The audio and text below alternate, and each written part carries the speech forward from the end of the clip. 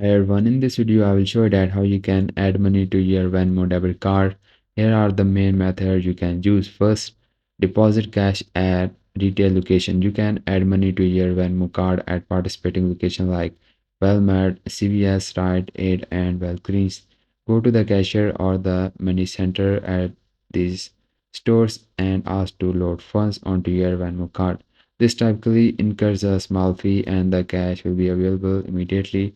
You can load anywhere from 20 bucks to 500 bucks per transaction with limit on daily, weekly, and monthly deposits. The second way is transfer fund from Venmo balance. If you have the funds in your Venmo balance, you can use the money directly on your Venmo debit card for transferring funds from your linked bank account or other debit by credit cards.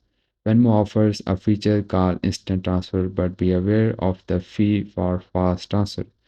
This includes allow you to use Venmo debit card for purchases or ATM withdrawals as long as the funds are available.